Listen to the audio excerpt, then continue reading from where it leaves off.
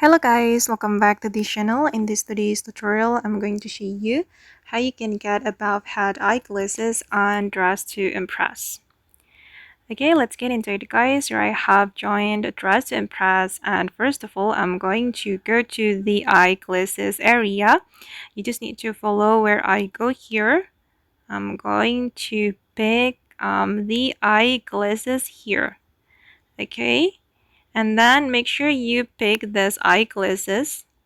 Okay, and then you can change the toggle of this eyeglasses.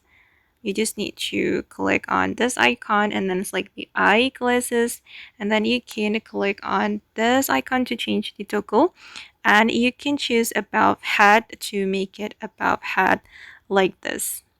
And not all eyeglasses can be changed the toggle. Let's try another eyeglasses. I'm going to take it off and let's try this one.